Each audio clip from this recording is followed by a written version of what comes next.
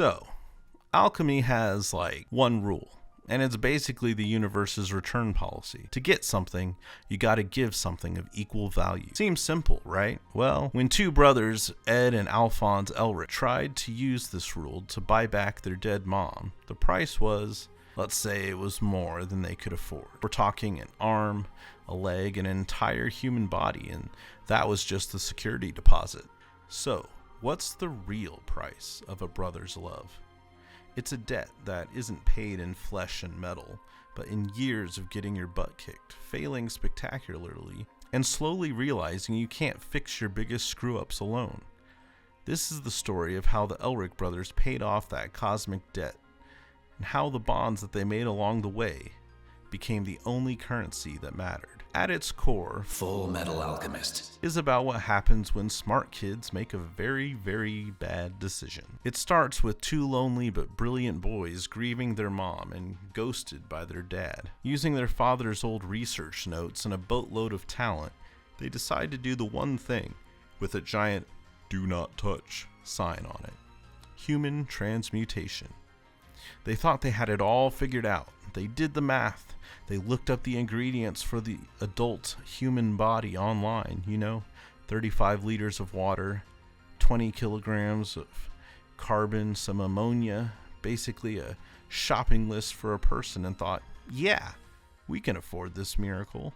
Well, good for you, you're wrong. The universe's law of equivalent exchange, as they were about to learn, isn't a simple recipe. Yeah, boy. A human soul isn't an ingredient you can just measure out. The transmutation circle lights up, and in a flash, their entire world gets torn apart. The rebound was basically the universe saying, "How dare you?"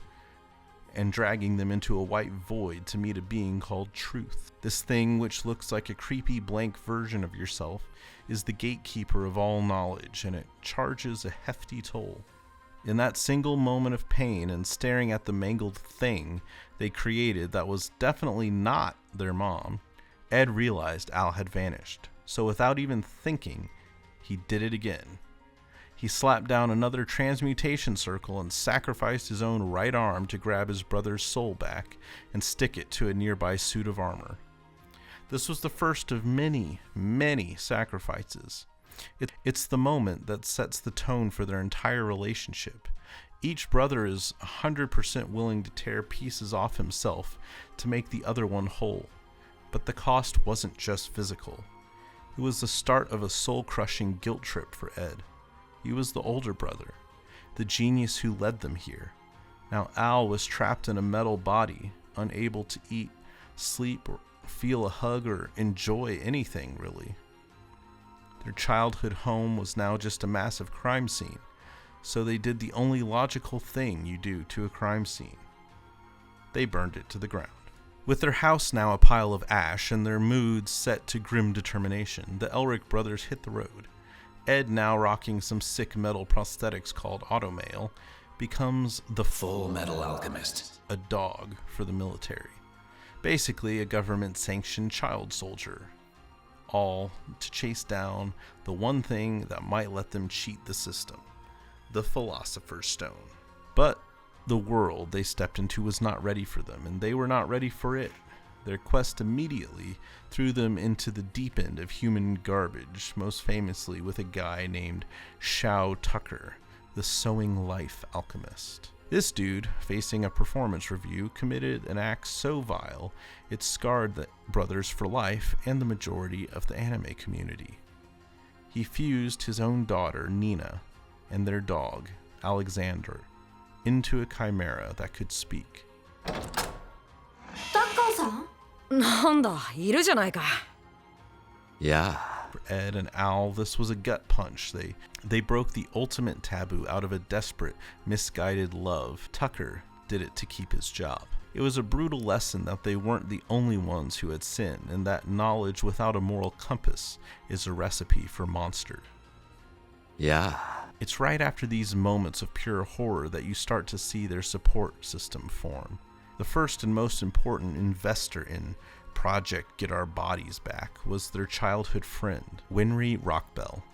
Winry was way more than just Ed's mechanic. She was their last link to a normal life. Every single time Ed's recklessness got his automail arm or leg busted, he had to crawl back to Winry. These scenes are usually played for laughs, but underneath the comedy is something real. Every repair was proof of their failure, and every time Winry wasn't just fixing metal, she was patching up their spirits.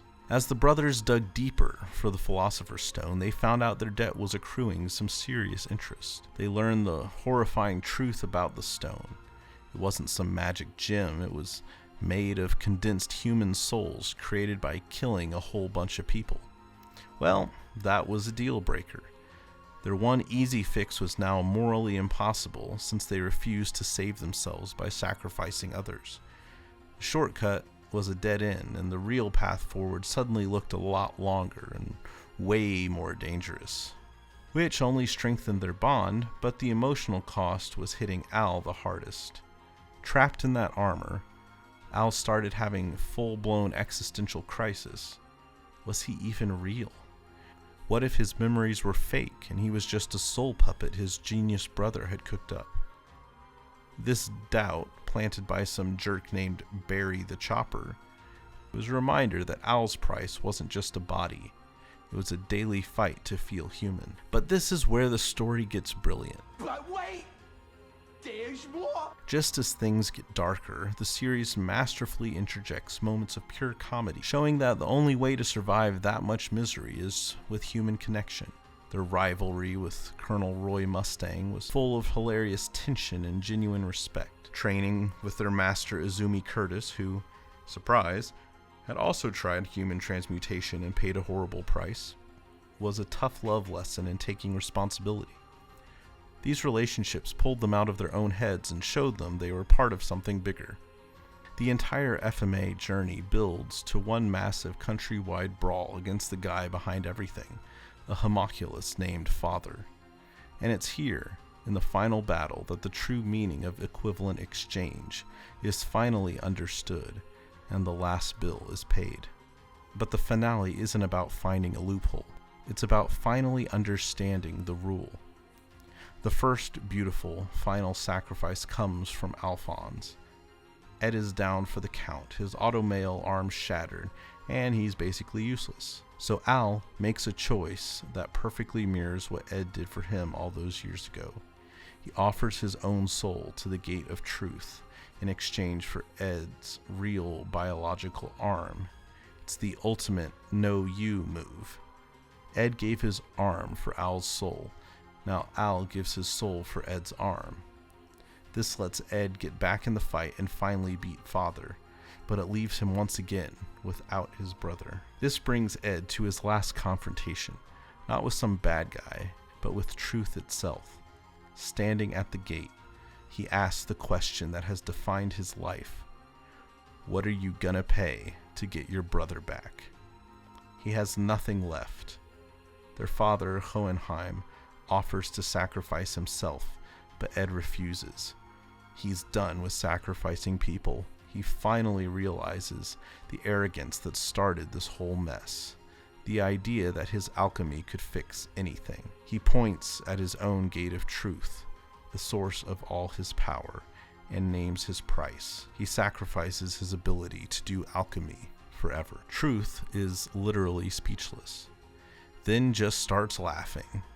It tells Ed he found the one right answer by giving up the very thing that defined him, the talent he was so proud of. Ed finally showed that he understood. He accepted he was just a human and that his brother was worth more than any power in the universe. This wasn't a loss, it was the final, correct payment, a perfect exchange. His power for his brother's body. He didn't break the rule, he fulfilled it in the most meaningful way possible. He learned the ultimate lesson. Some things are worth more than power, and true strength isn't what you can get, but what you're willing to give up for those you love.